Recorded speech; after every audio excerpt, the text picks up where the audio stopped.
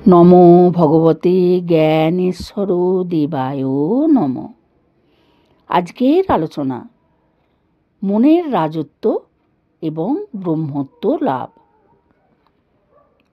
1974 সাল 12 অক্টোবর শনিবার সন্ধ্যা। সংসার তাপে দগ্ধ সাধারণ মানুষ একটু শান্তি লাভের জন্য মঠ মন্দিরে ছোটে।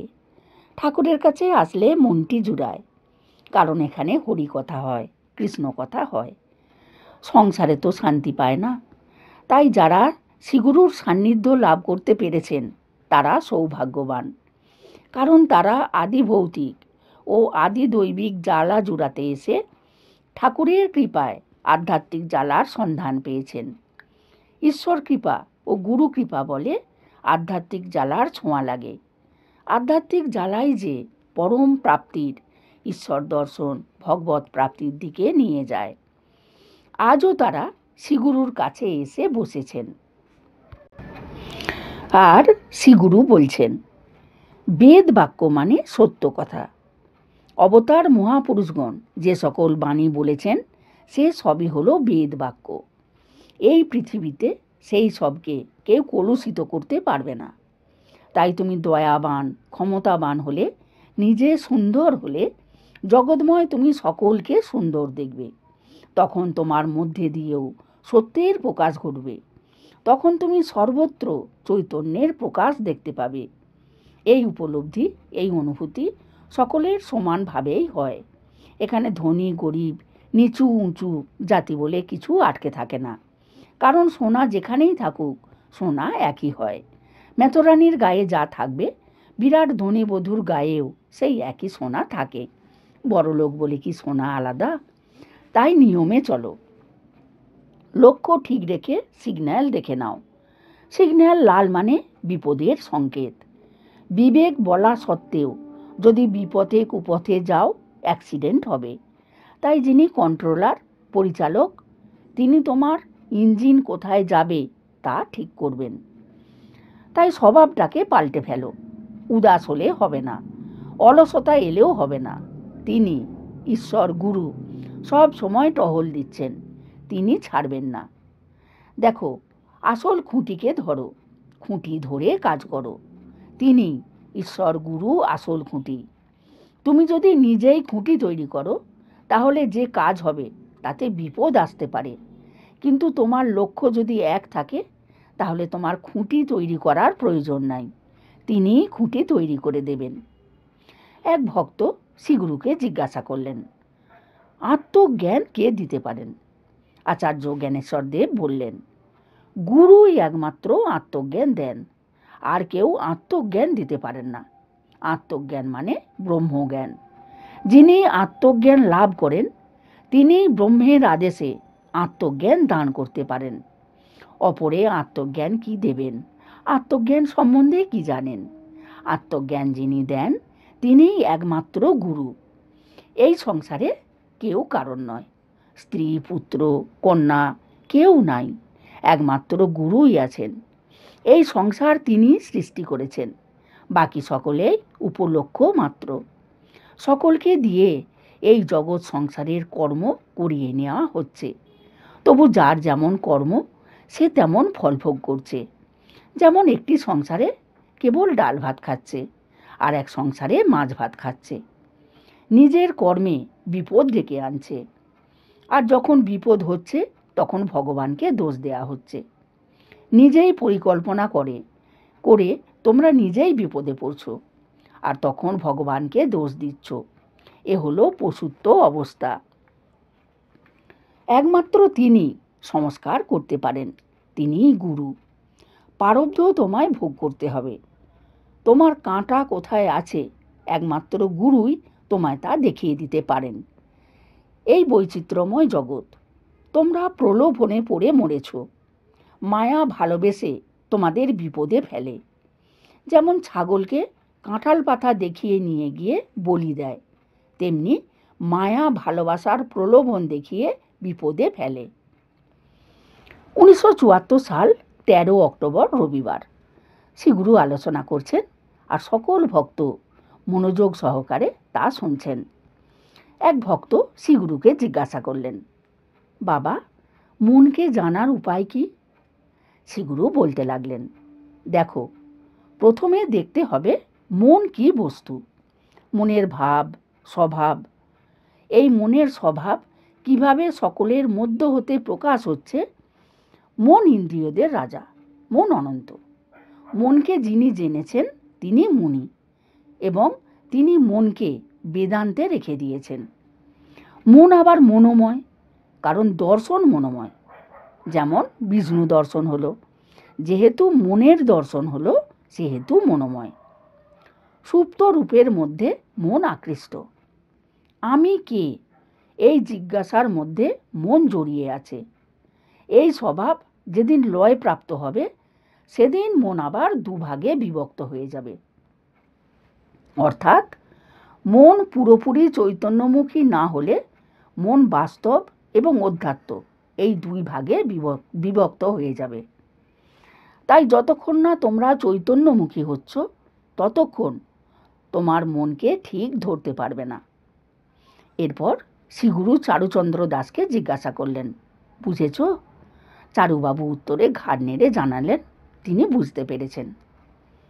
শ্রীগুরু জগবন্ধু রায়কে জিজ্ঞাসা করলেন, জগবন্ধু বলো, মনকে ঠিক পথে কিভাবে চালনা করা যাবে এবং ঠিক পথে চলছে কি না কখন বোঝা যাবে? জগবন্ধু রায় বললেন, মনকে আমরা দেখতে পাই না, কিন্তু মন লাগামহীন অশ্বের মতো ছুটে চলে। এই মনের যদি লাগামের ব্যবস্থা করা যায় তাহলে তা ঠিক পথে যাবে, এবং একমাত্র গুরুই তা পারেন। যখন মন গুরুর বাণীকে ঠিকভাবে অনুসরণ করে চলতে পারবে তখন বিচারের দ্বারা তা বোঝা যাবে, এবং তখন বেশ আনন্দ পাওয়া যাবে। আর তখনই বোঝা যাবে মন ঠিক পথে চলছে। এরপর শ্রীগুরু বললেন, মনের অবস্থা কি, মন কি বস্তু? দেখো, মনের ভাব সৃষ্টি হয় বিভিন্ন রূপে। মন যখন বাস্তবে ক্রিয়া করে তখন তার চরিত্র বাস্তবমুখী। আবার মন যখন অধ্যাত্ম চিন্তায় থাকে তখন তার চরিত্র অধ্যাত্মমুখী। 10 ইন্দ্রিয় এবং মনকে নিয়ে 11 ইন্দ্রিয়। মন কর্মী, 10 ইন্দ্রিয়ের পরিচালক। ইনি সর্ব বিষয়ে জ্ঞাত আছেন। লালসার সকল বস্তুকে প্রকাশ করতে পারেন।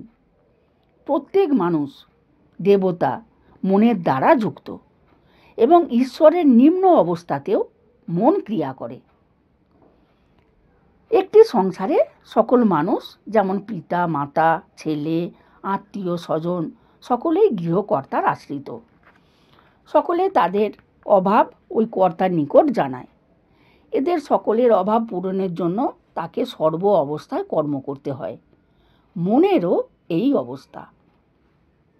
সুতরাং মনের উপর অন্যান্য বৃত্তি সকল ক্রিয়া করে এবং চাপ সৃষ্টি করে। বাস্তব জগতে পিতৃকুল ও মাতৃকুলের আত্মীয় স্বজনদের পোষণ করতে স্বামী স্ত্রীর যে অবস্থা হয়, মন বুদ্ধিরও সেই অবস্থা। অভাবের তাড়নায় মা বাবার যে অবস্থা, মন বুদ্ধির সংসারেও সেই একই অবস্থা। প্রত্যেকেরই অহংকার আছে, তাই বৃত্তি, পাস, আত্মীয় স্বজনকে নিয়ে মন বুদ্ধির কাছে নানা বিষয়ে অভাব অভিযোগ করল। তখন আনন্দ না পাওয়ার জ্বালায় কর্তাগিন্নি রূপে মন ও বুদ্ধির মধ্যে বিচ্ছেদ হলো। তখন সমাজের লোকেরা যেমন সমাজপতিদের শরণাপন্ন হয়, সেখানে বিচার হয় এবং বিধান দেন, সেই প্রকারে মন বুদ্ধি বিবেকের শরণাপন্ন হলো। কিন্তু বিচারে সমাজপতি বিবেকের নির্দেশ ইন্দ্রিয়, রিপু, মন, বুদ্ধি কেউ মেনে নিতে পারল না। তখন সমাজ থেকে বিবেক চলে গেল। ফলে মন বুদ্ধি হতাশ হয়ে গেল। তবুও বিবেক তাদের সান্ত্বনা দিতে লাগলো। এর কিছুদিন পরে মন বুদ্ধি এরা ফিরে এলো। তখন বিবেক ওদের একটা ঘরে বন্দি করে রাখল। বোধের মধ্যে এনে বিবেক তখন কাম, ক্রোধ, লোভ, মোহ সকলকে ঊর্ধ্বমুখী করে দিল। এভাবে ছিন্ন ভিন্ন করে আলাদা আলাদাভাবে তাদের সকলকে সংস্কার করে যেখানে যাকে প্রয়োজন সেখানে তাকে পৌঁছে দিল। বিষয় বুদ্ধি ধ্বংস হলো, মন কেবল ছাড়া পেল। সে বিবেকের শরণাগতি লাভ করল এবং আনন্দ পেল। অর্থাৎ বিষয় বুদ্ধি ধ্বংস হলে এবং মন বিবেকের শরণাগতি লাভ করলে আনন্দ পাওয়া যাবে। তখন এক ভক্ত জানতে চাইলেন, তাহলে মন বুদ্ধির আমিত্বকে? শ্রীগুরু বোঝাতে লাগলেন, দেখো, জীব হলো পরা। এই জীব পরায় স্ব অহং উচ্চারণ করছে, কিন্তু তার প্রকাশ নাই। আবার অষ্টপাশে তোমাদের মন বদ্ধ আছে। ওই মন অন্নময় এবং মনোময় কোষে ক্রিয়া করছে। কোষ 5 প্রকার: অন্নময় কোষ, মনোময় কোষ, জ্ঞানময় কোষ, বিজ্ঞানময় কোষ ও আনন্দময় কোষ। অন্নময় কোষ মূলাধারে, মনোময় কোষ স্বাধিষ্ঠানে। স্ব অহং শক্তির দ্বারা ইন্দ্রিয় রিপু সকলেই বেঁচে আছে। ইন্দ্রিয় রিপু, বৃত্তি, পাশ, মন, বুদ্ধি, এদের মধ্যে কলহ চলছে। এখন গুরু এসে সমস্ত কলহ বন্ধ করে দিলেন এবং ওই স্ব অহং শব্দ জীবকে শোনালেন। কুলকুণ্ডলিনীর জাগরণ ঘটালেন। অষ্টপাশের চোখে ঠুলি পরিয়ে জ্যোতির উন্মেষ ঘটালেন।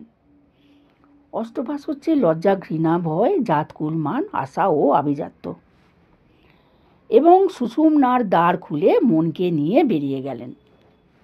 এখানে কোনো বাধা বিঘ্ন নাই, কিন্তু চিত্রাণী বা অন্য রাস্তা দিয়ে গেলে সকলে আক্রমণ করত।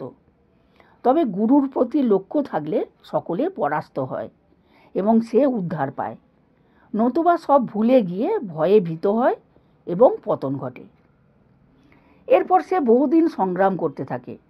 তখন তার মনে পড়ে আমি কে, এবং তখন আবার রিপু, ইন্দ্রিয়, বৃত্তি, পাশ ওদের পরাস্ত করে বিষ্ণুত্ব প্রাপ্ত হয়। তখন মনকে জেনে মুনি হয়। অনেক কিছু জানার পর ভাব সৃষ্টি হয়।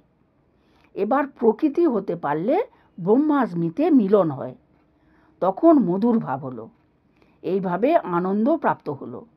এরপর মন স্বরূপে লয় হলো এবং ঋষি পদপাচ্য হলো। তখনই ব্রহ্মর্ষি হলো। এই পর্যন্ত মনের রাজত্ব। এইভাবে মন মানবত্ব, দেবত্ব, ঈশ্বরত্ব এবং ব্রহ্মত্ব লাভ করে। তাহলে দেখা গেল মনের বিভিন্ন ভাব, তার পশুত্ব ভাব, মানবত্ব ভাব, দেবত্ব ভাব, ঈশ্বর ভাব এবং ব্রহ্মভাব। ব্রহ্মগ্রন্থি, বিষ্ণু গ্রন্থি এবং রুদ্র গ্রন্থি ভেদ হল।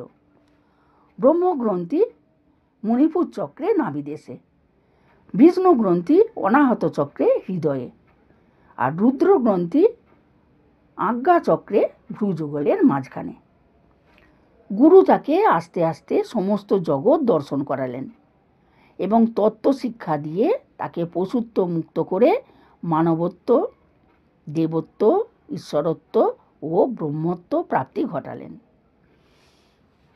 মন ওই বিভিন্ন অবস্থায় গিয়ে সেই অবস্থার সমস্ত শক্তি পায়, তবে সেই শক্তি প্রয়োগ করতে পারে না, কারণ দেবত্ব পর্যন্ত তার স্বার্থ আছে। কিন্তু ঈশ্বরত্ব প্রাপ্তি হলে আর সেই শক্তি প্রয়োগের ক্ষমতা তার থাকে না, যেহেতু তখন সে নিজেকেই সকল বস্তু বলে জানতে পারে।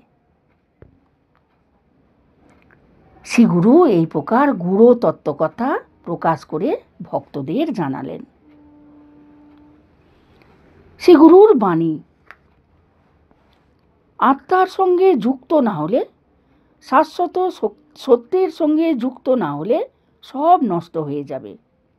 আত্মাই সত্যম সুন্দরম একমেব অদ্বিতীয়ম। আত্মার মিলন হবে তখনই যখন দেহ, মন, বুদ্ধি তাতে যুক্ত হবে। অনিত্যের মাঝে তিনিই নিত্য সত্য।